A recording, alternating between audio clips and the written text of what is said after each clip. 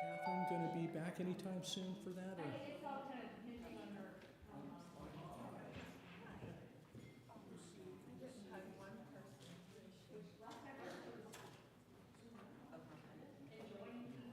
Yes, but she's going to say it's a wonderful world. Hey, sweetie. Oh, good to see you. Look at you. Hi. And she's, technically, she's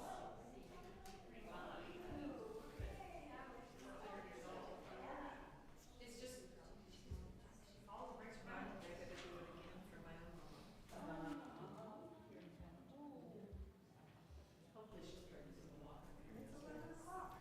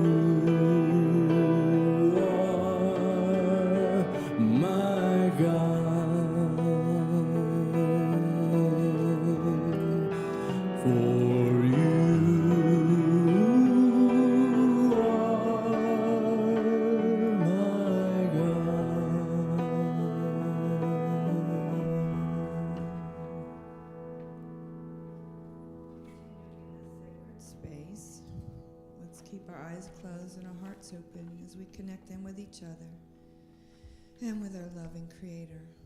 We are surrounded by love and goodness. Let's hold on to that sweetness of spirit as we pray with and for each other, for the continuance of the light really getting bright on this planet.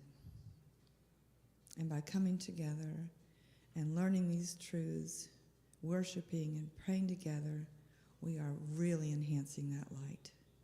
It's so good and so important that we come together in love and truth and community. Yes. So together, let's say our opening statement. There is only one presence and one power in the universe and in my life. God the good, omnipotence. Yay, they're here again. Who is Marilyn? Oh, you're Marilyn. You're the lady with the cool kitty cat shirt today. Good meowing. Daily word for today is prayer. Prayer flows throughout my life. Just as my body needs water to stay healthy, my soul draws. Thank you, Paul. Just as my body needs water to stay healthy, my soul draws strength from living water, the ever-flowing presence of spirit within me. As I drink from this well, I am refreshed and ready to meet each moment prayerfully. Fortified by divine love, prayer flows naturally. When challenges or opportunities arise, I turn inward. When I start or complete a task, I pause to express gratitude. When I meet someone in need or am helped by another, I hold them in thoughts of light and love. Whether I pray aloud or pray silently, The prayerful energy arising from within me is a blessing. I open myself to Spirit's presence, and my prayer practice deepens. Prayer flows as naturally as breath itself, an inspired rhythm of life sustained by living water that never runs dry. And from Ephesians 6:18, pray in the Spirit at all times in every prayer and supplication. So repeat the word prayer flows throughout my life with me, please. Prayer flows throughout my life. All right. Thank you so much, Marilyn. And if you care to stand and join us in singing today's opening hymn, it's hymn 201, Peace, Wonderful Peace.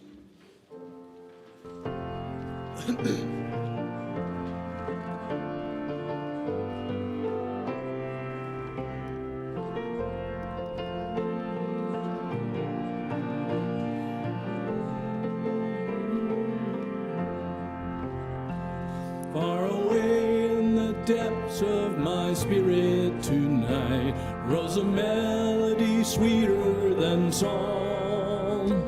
In celestial-like strains it unceasingly falls o'er my soul like an infinite calm. Peace, peace, wonderful peace, coming down from the Father above, sweeping over my spirit forever, I pray, in the fathomless billows of love. What a treasure I have in this wonderful peace, buried deep in the heart of my soul, so secure that no power can mine it away, while the years of eternity roll. Peace, peace, wonderful peace, coming down from the Father above, sweeping over my spirit forever, I pray, in the fathomless billows of love. I am resting tonight in this wonderful peace, resting sweetly in Jesus' control. For I'm kept from all danger by night and by day, and His glory is flooding my soul. Peace, peace, wonderful peace, coming down from the Father above, sweeping over my spirit forever, I pray, in the fathomless billows of love. That's right, and please give everyone a wonderful Unity of Tallahassee welcome.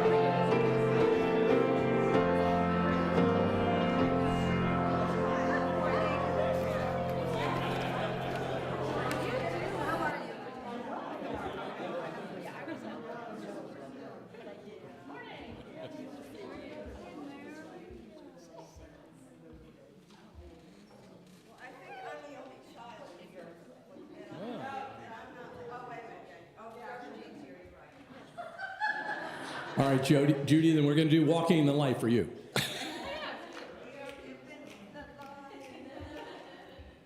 miss them. They'll be back. The Arrington, 2/3 of the Arrington kids are in Illinois, as Destiny likes to say. We can't seem to correct her. And I don't know. It's a Dominic thing. Hello. You can't hear me. For the short people. All right. Well, I'm not talking much longer, but I am. Yeah. Y'all have to hear all this that I'm about to share with you. And I'm going to say it every single time and turn off your phones or anything that beeps, that makes noise, even your tummy. Like, make sure you do what you need to do. Just don't disturb others, please and thank you. And I'm pretty sure, just met this, you just told me your name. She's visiting, lady in the back. She's a Unity person. Can't you just tell someone who's been Unity? There's like this aura of, like, I don't know, goodness and light.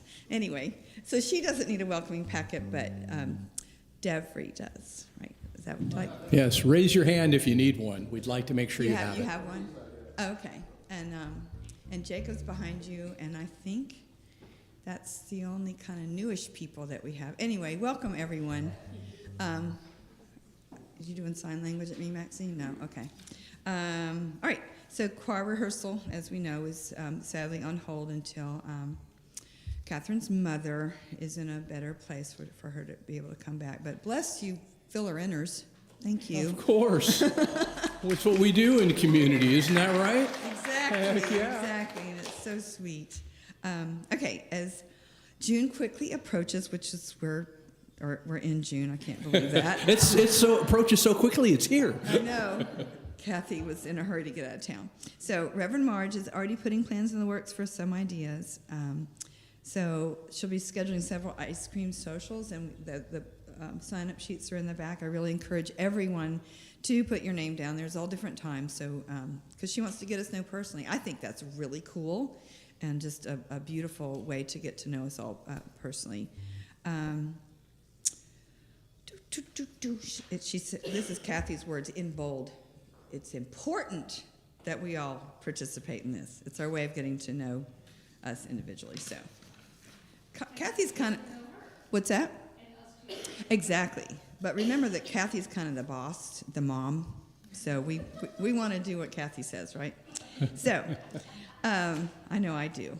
So be sure to look in your bulletin in the flash for upcoming classes and activities. And the back table is the May-June Daily Word. There are all kinds of things, prayer request forms. I will say this every time. Just put your name down, or anybody in your family or in your friend group that needs it. And we all need it. There's name tags, and I won't forget that you are Marilyn now. Because you're wearing your name tag, and I can kind of see that far. They're big enough for old people to see. Lending library in the hallway, and good old Marla. Thank you for this suit, Marla. She started a suit ministry, and for anybody who needs it. And Don and I definitely needed it this week. My mother did pass on Friday morning, and still reeling from that, but I'm here, surrounded by so much love, and just really, there was no like skipping out on this today. I know y'all love and support me so much. It feels so good to have this family that I have. You're loved. You're special. You're important to us. I is important. Okay. Where's her home? Prayer Circle. Oh, I haven't finished yet. I gotta. Is it today? Because it's not written down here. See, it's not on the bulletin, so thanks for mentioning it. There's Okay. the prayer circle meeting after today's service, and see Brenda if you have any questions. Yes, thank you for all that. I'm glad we're not so daggum formal. We can't go, don't forget that. Right?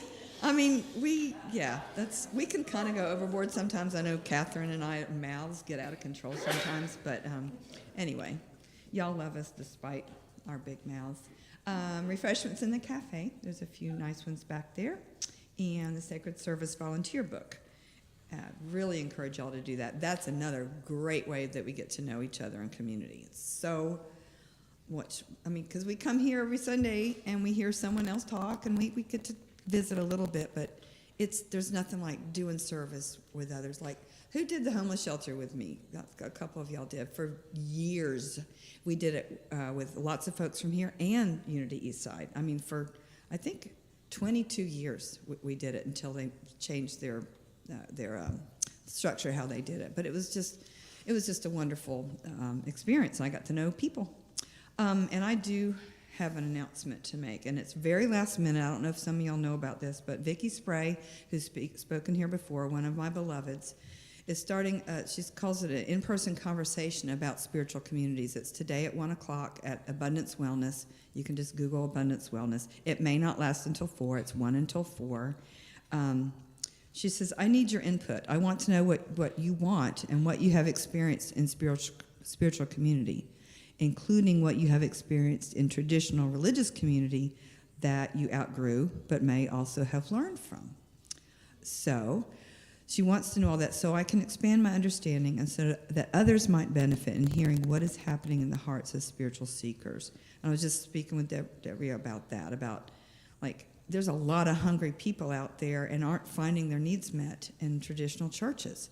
So definitely what we're offering and what a lot of new thought churches are offering in our community. But this is, and I've been on this train for a very long time, and I'm definitely going to be going to this and just offering my input and hearing what others have to say. Lord knows we need community in these times right now. So it's a conversation, and we're going to be talking. It's going to be continued. So anyway, I invite y'all to come. That you can grab something to eat real quick and meet me at Abundance Wellness at 1 or even after. Just come if you want. Just put your little voice in there, like, I'm hungry. I want to hear what other people have to say, and I know our hearts are longing, and we definitely have it here. But there's vast quantities of people out there that long for that same thing. Okay, I'm finally done. I have something to just ask about that. So you've mentioned the ice cream socials with Reverend Marge. Mm-hmm. Now, is it true that she is scheduled to speak next week and yes. The third Ruby. Sunday? So the second and the third Sunday, our new minister, Reverend Marge, will be here to speak. All right. And where's Pam to remind me that next week is a potluck? So, Lord. See there? See? We need each other. We need Pam. We needed to know that. Yes, and we've had fabulous potlucks, and we're going to continue to have them. So really, and Dom will put it in the flash, right, honey? And we will, yes, we're going to have big love and food next week. And Reverend Marge, yes! Awesome. Okay. I have one more addendum. Oh. Related to the ice cream socials. Reverend Marge indicated that if you can't make any of the dates scheduled for June, there's a week in July that she's going to be doing it also. And the specific week is in the flash, you can find it in there, but she's interested in setting up some times in July also, so she's asking you guys to just email or call the church and let us know when you can, what would be good times in July for that particular week in July for if you can't make the June days. So I just wanted to add that. Right on. So June is not the only month, she'll be doing it in July also. Okay.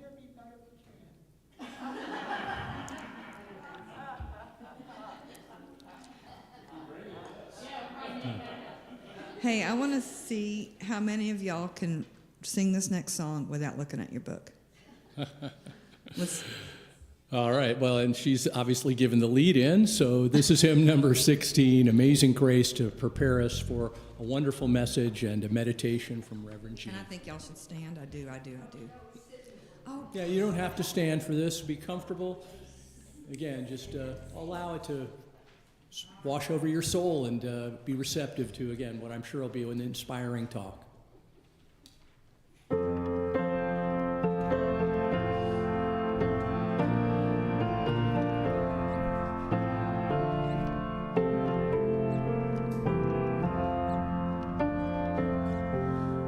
Amazing grace, how sweet the sound that saved a soul.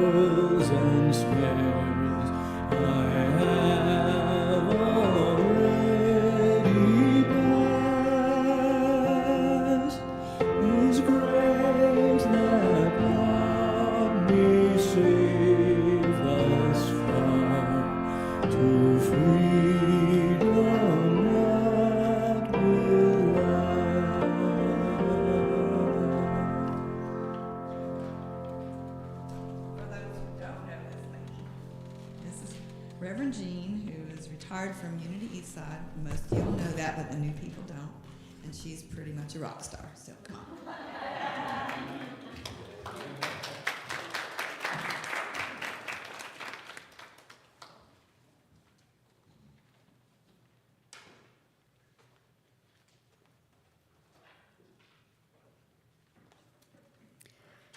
Gee, I don't know. I'm not used to that kind of buildup. I spent 21 years in the same place. Those people got used to me.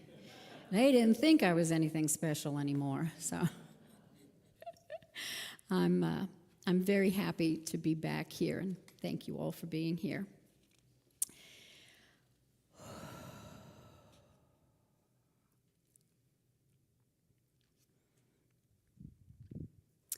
I want to begin with a simple statement, and that is, life is full of rules.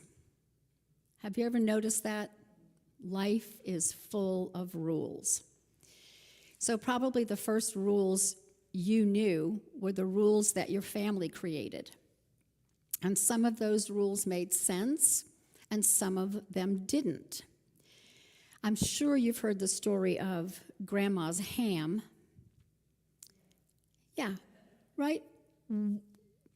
The daughter said to the mom, "Why do we cut the bones off the ends of the ham?" And Mom said, "I don't know. My mother always did it." So the daughter called Grandma. Grandma had the same answer. "I don't know. My mother always did it." So great-grandmother was still alive. So the daughter calls her. And great-grandmother says, "Oh, that's because I didn't have a pot big enough for the ham." But the family had made up stories about why they cut the bones off the end of the ham. They had said, that's because it allows it to have more exposure to the inner marrow of the bones, and it adds to the flavor. And yeah, so that's a rule in a family. It also is a clue as to what we do in our lives. We create stories, right? We also have rules. I spent 20 years as a city planner. I ran all kinds of public meetings. And unfortunately, I became an expert at Robert's Rules of Order.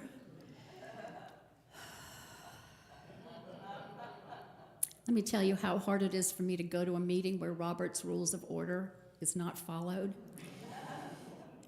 I need this talk.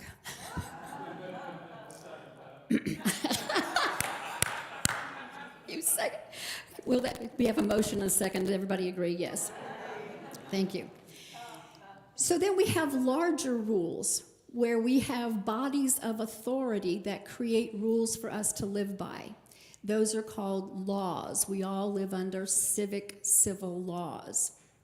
And for most of the years that I was at Unity Eastside, I like to talk about traffic laws and traffic, because many of my spiritual lessons came from driving. So we're used to rules, right? We get that whole idea that rules have a purpose.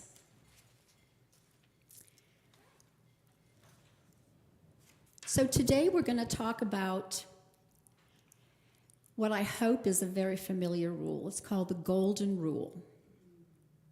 Okay? And the Golden Rule comes from the Gospel of Matthew, chapter 7, verse 12. And it says, "Do unto others as you would have them do unto you." So just breathe that in for a moment. Treat people the way you would like to be treated. And just reflect on how that has worked in your own life.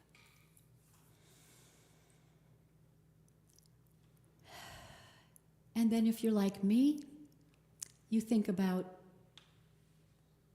driving.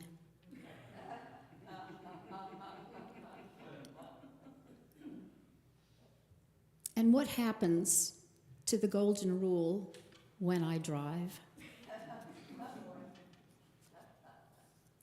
Yeah. We'll get to that in just a moment. I want to share with you the origin, the history, the pedigree, if you will, of the Golden Rule.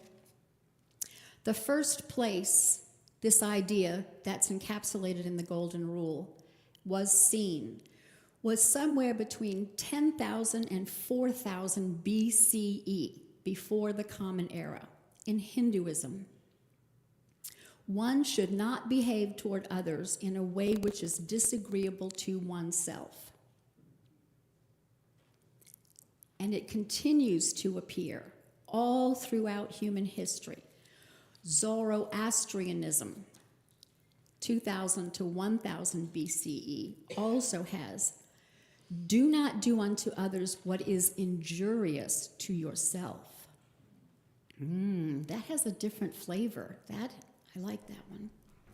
Sikhism, I am a stranger to no one, and no one is a stranger to me. Indeed, I am a friend to all.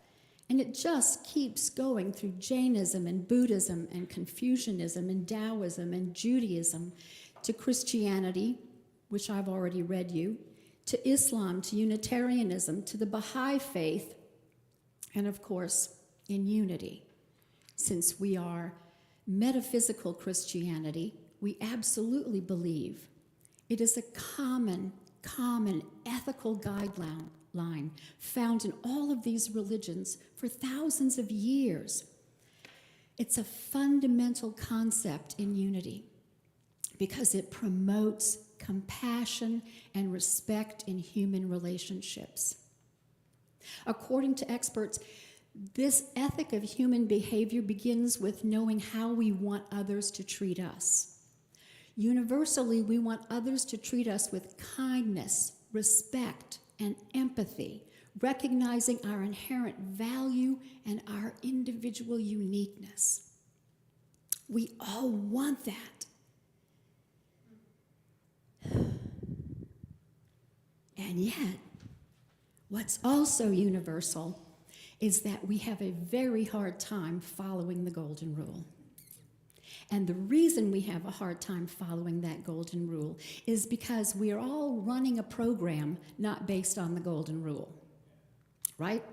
And that programming, now all of us are familiar with computers. We know what goes into the computer, garbage in, garbage out, right?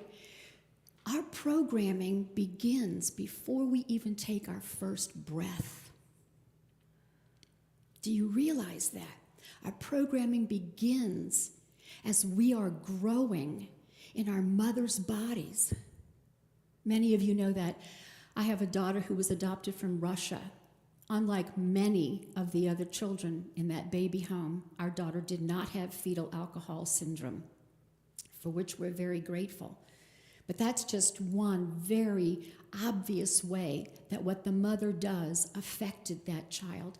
So our programming begins before we even take a breath, and it continues. You have your own programming from your birth family, from your family of origin. I am a native New Orleanian. I got some things in my system based on the culture in which I lived that are deeply rooted. Do not play a marching band tune in front of me. I cannot help it. But I lived there for 23 years, was not allowed to go away to college. I went to high school 4 blocks away, grammar school 4 blocks away, high school 3 blocks away, college 2 blocks away. I graduated from college in May, got married in September, and moved to Idaho in December.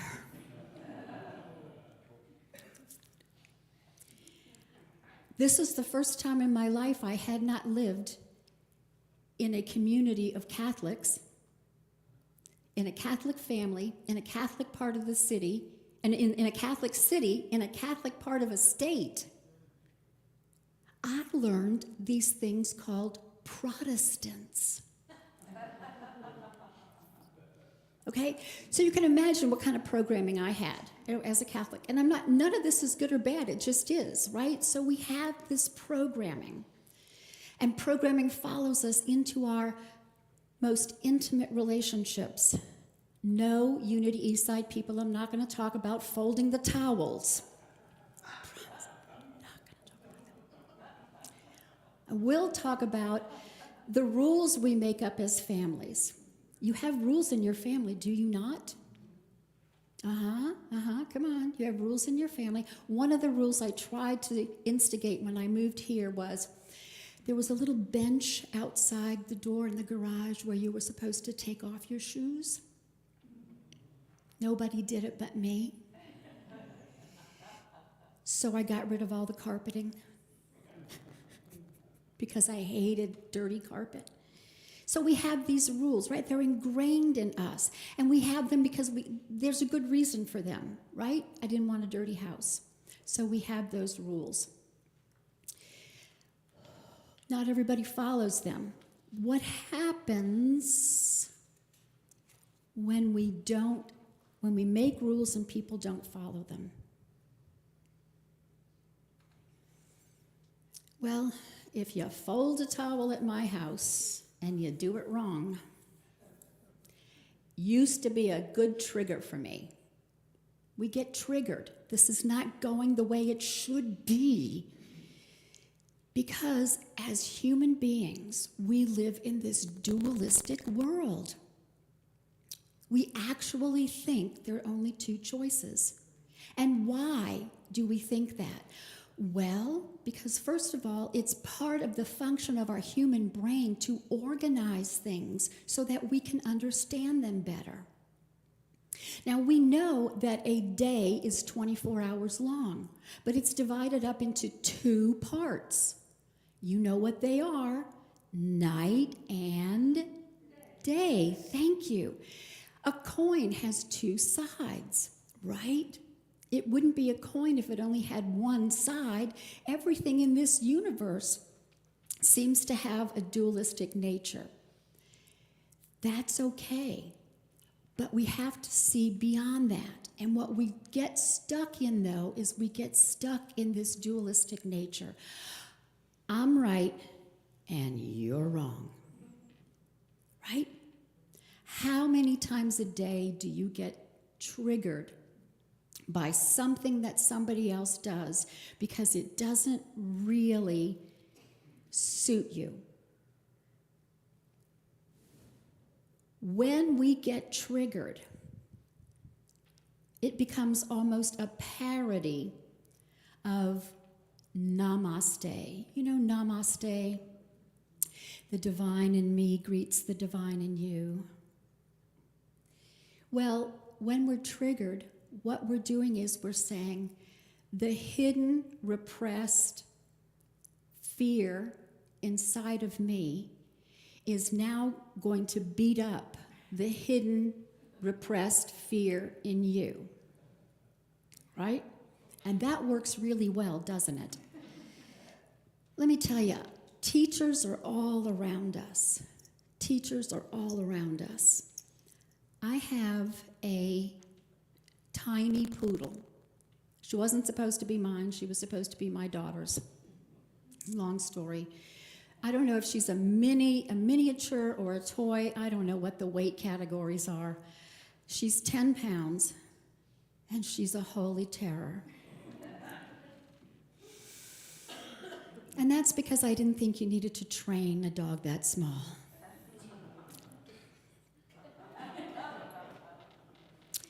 So Butters will attack you if you go anywhere near her food. And this is crazy. This is just crazy because nobody else wants that food. But Butters doesn't seem to get that. Butters does not seem to get that. So Butters goes into survival mode. And you know what that's like. Feel that for just a moment, that survival mode, right? when your whole system is now on guard, you're poised, you're ready to fight, that dog is going to take off a toe sooner or later. Except that now I finally learned that I need to train her. So I've started, and it's going to be a long process, but she's learning. She's learning. I put the bowl down, she has to sit, and she has to wait until I give her the command that she's free. The next step is to be able to pick the bowl up while she's eating. Okay. So I'm desensitizing her to these things. We need to be desensitized to those things that trigger us, right? If I yell at Butters and I use the bigness that I am compared to her bigness and I try to scare her into submission, what happens? She just gets bigger and more aggressive, right? The same thing happens to us when we feel something arising in us that we don't like, or we say to ourselves, as unity people, I shouldn't be feeling that. Much less thinking it and saying it.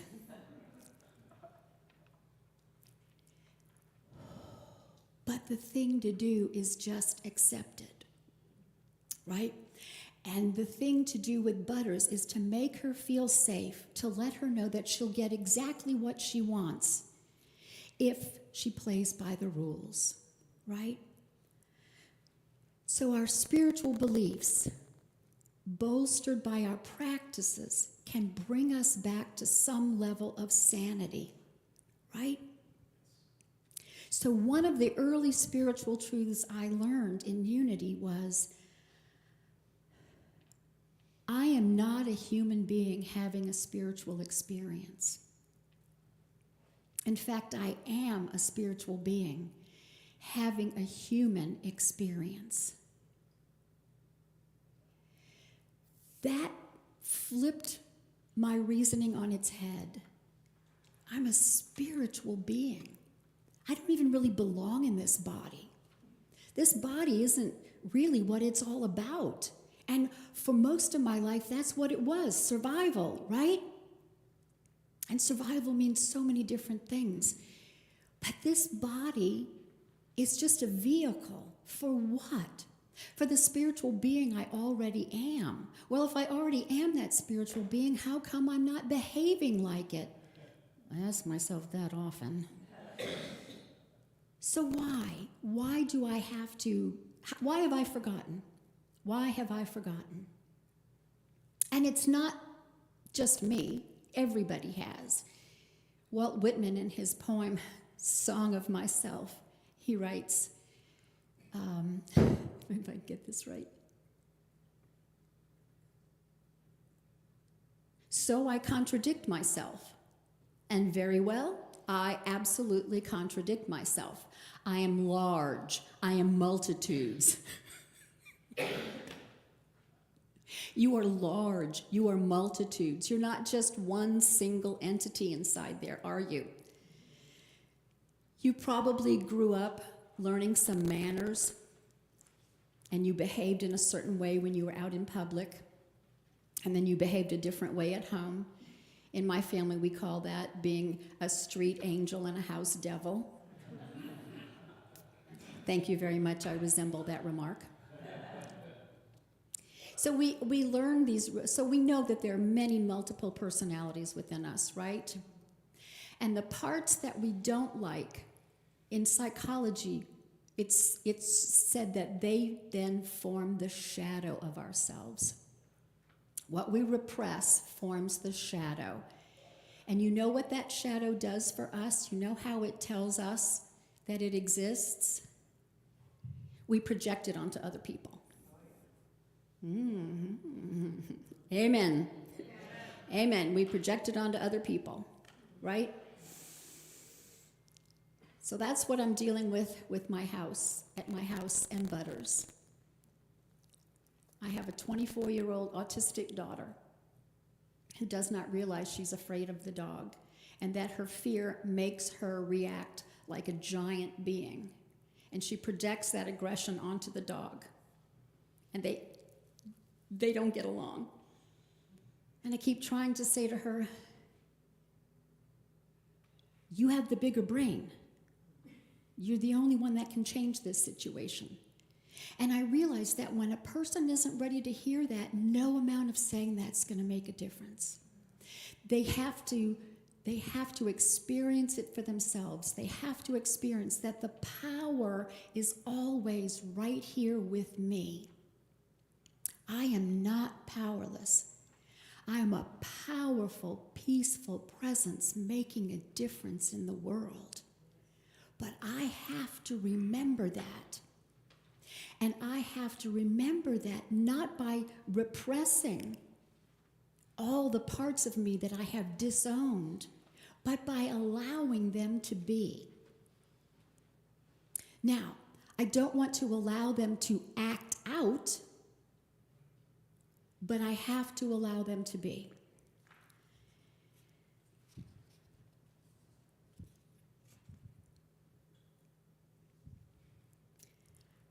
I allow Butters to be afraid that her food is going to disappear.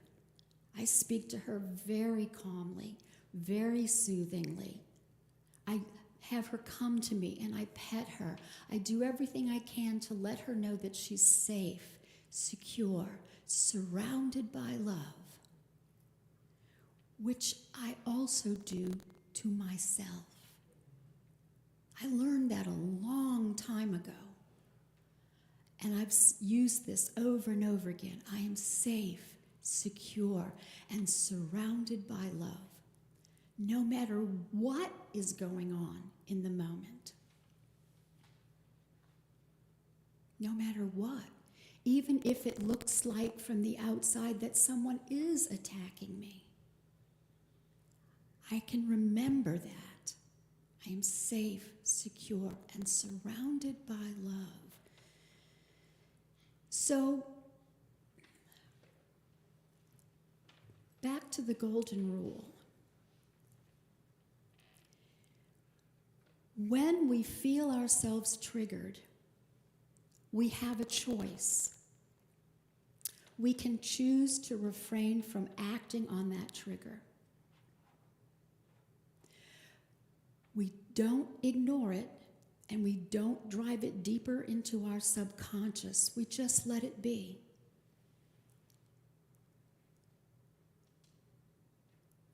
And as I heard at our Tuesday morning book study recently, something Reverend Bill said,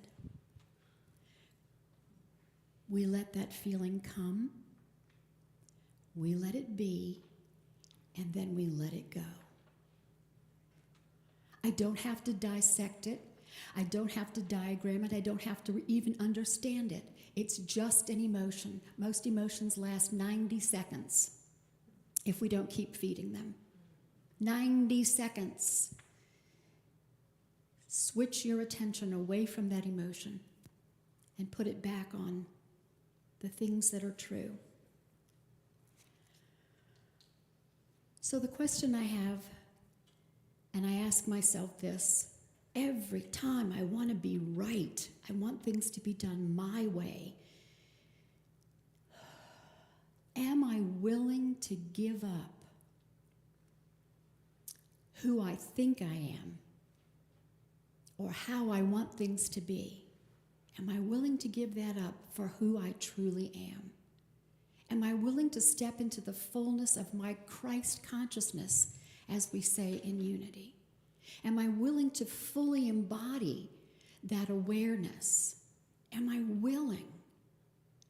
And it's really who I really am. It's who you really are. I'm a human being whose name is Jean. But I am the Christ in expression, and so are you. And that's meant to encourage you, not to let you beat yourself up and go, well, I failed there. That's really easy to do. There's enough people who will do that for you. So you just stay First, you have to notice. First, you have to notice that you have gone down that rabbit hole. You have to notice that. And you have to feel what you feel there, because probably you're going to feel, well, I was about to say a bad word. Dang. I did it again, right? Dang, I did it again. Okay, let that come. Feel it for 90 seconds. Let it be, and then just let it go. And choose a different response. Choose a different response. And as we do that, we go back to that golden rule. Treat people as you would have them treat you, right? First, you have to do that for yourself. First, you have to do that for yourself. Treat yourself with kindness, respect, and empathy. Recognize the uniqueness of you. Recognize the value that you have as a human being. Every human being has value. It doesn't matter where they were born, what language they speak, what their IQ is, how much money they have, whether they have all their limbs in all the right places. It doesn't matter. We have inherent value. Be kind to yourself. And from there, you can look at the people and the events that are tempting you to be off center, that are tempting you to behave in a way that is not worthy of who you really are. And it's so easy. This world makes it so easy now. Everywhere you look, somebody is telling you to choose us or them. Us or them. And they're pumping themselves up with all kinds of righteousness. I'm totally for peace. Do you understand that? Okay. It's easy. It's easy to follow the way of the world. It's hard to live the golden rule, so start with yourself. Start with yourself. And then once you do, you find it so much easier to have empathy, to understand that you are able to see who the other really is. Who the other really is. You might remember that book, The Little Soul and the Sun. And the little soul was getting ready to come to earth, and he was being trained on what to do. And he met this other little soul who said, when you see me on earth, you won't recognize me because I'll be wearing clothes that hide my light. And I'm going to be in your life to teach you forgiveness. And that little soul said to the little soul he was training, he said, I'm going to need you to see underneath this cloak that I'm wearing. When I have forgotten who I am, I'm going to need you to know who I really am. That's what we're being called to do, people. We are not being called to condemn other people. We are not being called to tell them they are wrong and we are right. We are being called to continually see who they really are. They may never see it in this lifetime, but that lesson isn't about them. It's about me. It's about you. We're on the spiritual path. We're the ones who have chosen this way of life. Every problem becomes an opportunity to grow more and more aware of who I really am. And how many times a day do you have that? And when you can begin to celebrate every single time that happens, you'll know you have really grown. Instead of groaning about, right? Instead of, you go, yay, another opportunity to step more fully into who I really am. And you may never get any recognition for that. You may not win a Nobel Peace Prize. Your family may not ever say, wow, you're just an angel. Actually, my husband just said that to me. We took a 5-day trip to Mississippi and Louisiana. And he said to me, you were just amazing. You were so kind. And I didn't kill him. So I knew I had grown. I was just like, yep, I can do that when I'm not trying to control everything around me, you know? I can do that. And doesn't that feel good? And isn't that what we all really want? Okay, so we're going to practice that with a 3-part meditation that is designed to help you out in the world whenever you need to. It's very simple. It comes from Robert Assagioli's, he's a psychology, it's called the Disidentification Meditation. And it is designed to help us really get in touch with who we really are. So I invite you to prepare for meditation. You might want to stretch or breathe. Yeah, I love that make noise when you breathe.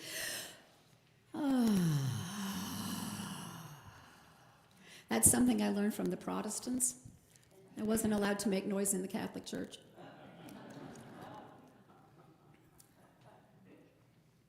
And we're going to close our eyes.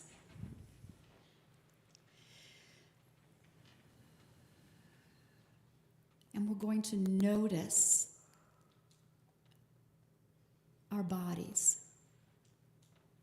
Just notice. Begin at the top of the head and not dwelling on any particular part. Just imagine that you're doing a quick scan of your body. How is it feeling? How's the hair on my head? All the way down through the body. Am I uncomfortable in any way? I'm allowed to move. Notice especially any tightness, any tension, any discomfort, and notice it without judging it. Oh, that's what is. That's what is.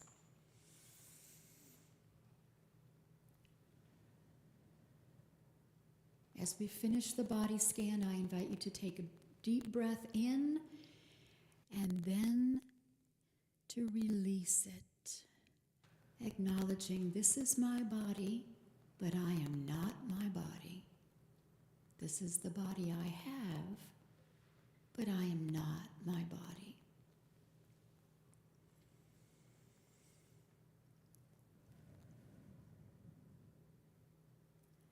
And then we're going to move to the emotional body. What's the state of your emotional body today? Acknowledge all the emotions, the joy, the sadness, the confusion, whatever you're feeling, just acknowledge that. Emotions are the technicolor of our lives. I have emotions, but I am not my emotions.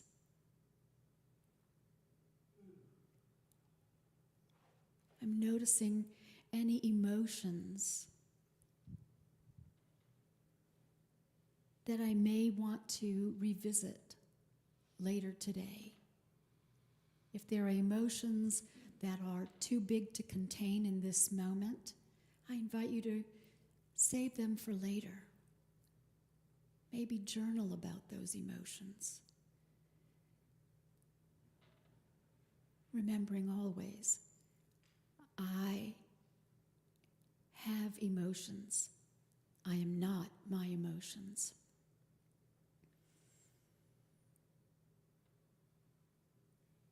So if you feel an emotion in your body, I invite you to breathe into that area of the body, acknowledge that emotion, and then breathe out, letting it go. Letting it go.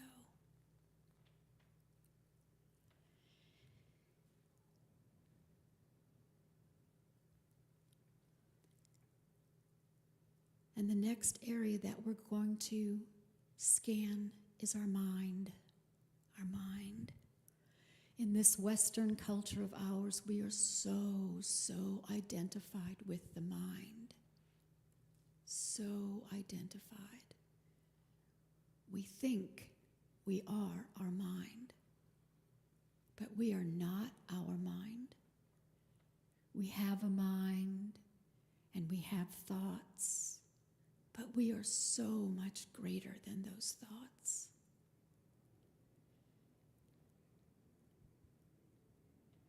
Try to just notice your thoughts as if they are a ticker tape or a reader board. Those thoughts are just flowing past, maybe a leaf on a river. Those thoughts just pass through you.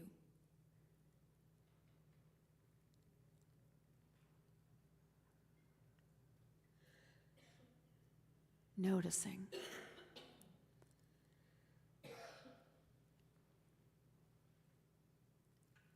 I have thoughts. I am not my thoughts.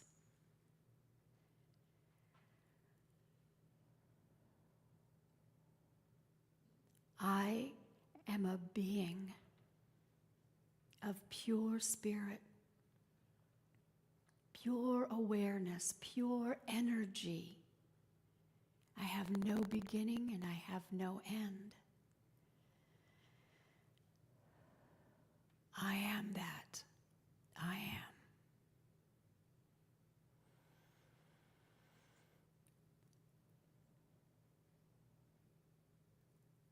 Silently, I invite you to affirm to yourselves, I am a center of pure self-awareness and infinite love.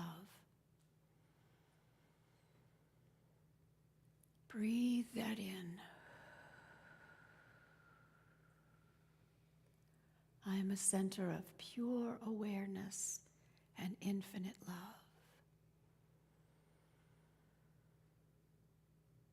And I am learning.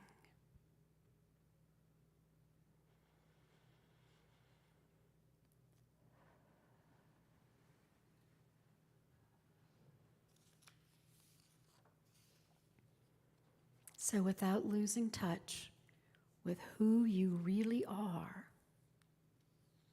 begin to bring your awareness back.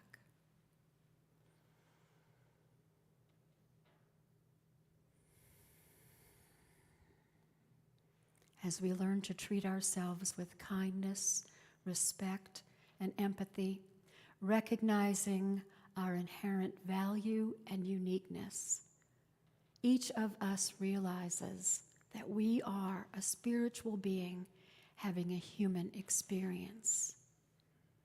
This is the truth in which I live and move and have my being. And so it is.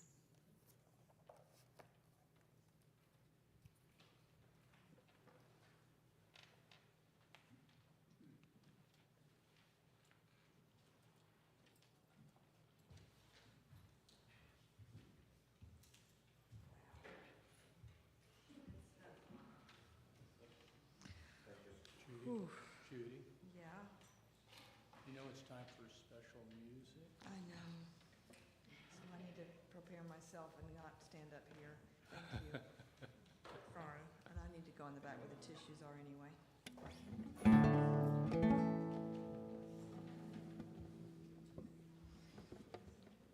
That was wonderful. Thank you very much.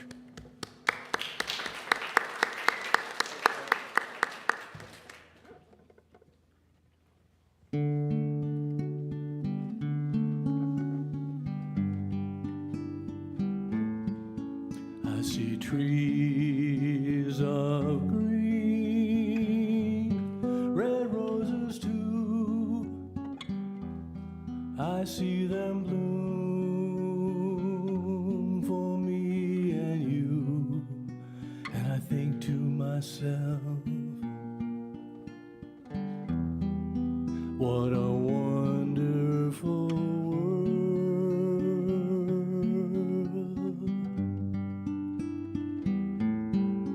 I see skies of blue and clouds of white, bright blessed day, the dark sacred night, and I think to myself, what a wonderful world.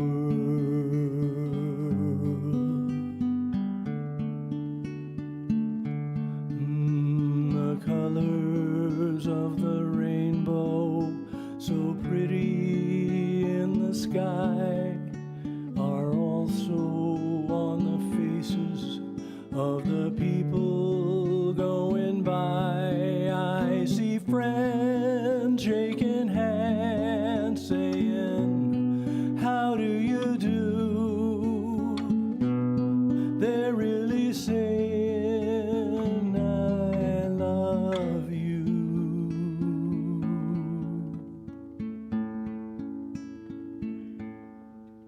I hear babies cry, and I watch them grow. They'll learn much more than I'll ever know. And I think to myself, what a wonderful world.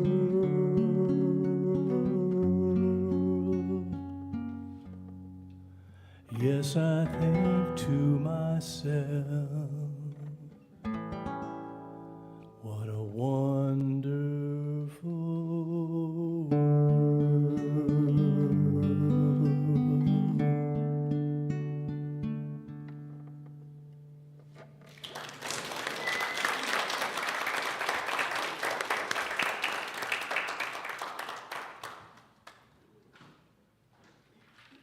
Now, we'll do this.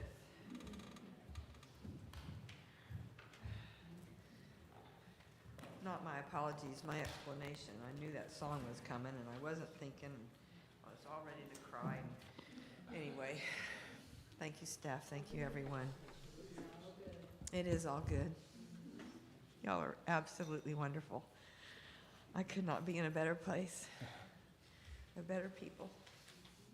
All right, so we're going to give of our tithes and our offerings, and I want you even symbolically to do this with me and say our offering statement together. Divine love Flowing through me, blesses and multiplies all I am, all I have, all I give, and all I receive. Which is so much. And as we do the offertory, we're going to sing hymn number 179, Magic Penny.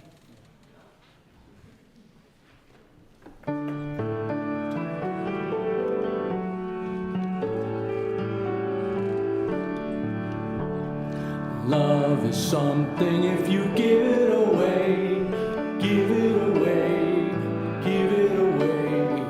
Love is something if you give it away, you'll end up having more. 'Cause it's just like a magic penny, hold it tight and you won't have any, but lend it, spend it and you'll have so many, they'll roll all over the floor. Love is something if you give it away, give it away, give it away. Love is something if you give it away, you'll end up having more.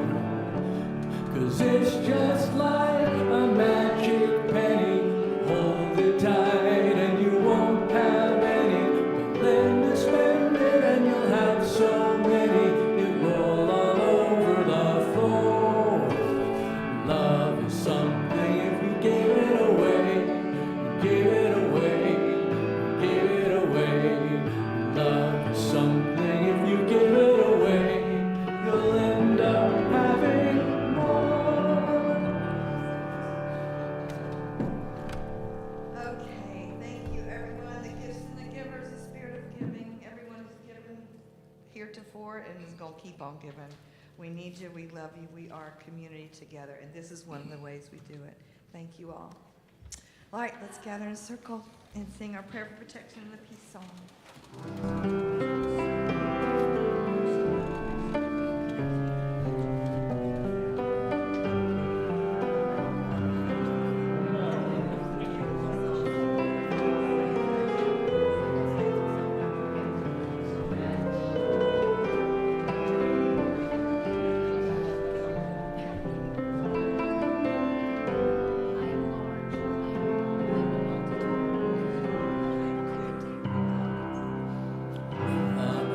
God surrounds us. The love of God enfolds us. The power of God protects us. The presence of God watches over us. Wherever we are, God is, and all is well.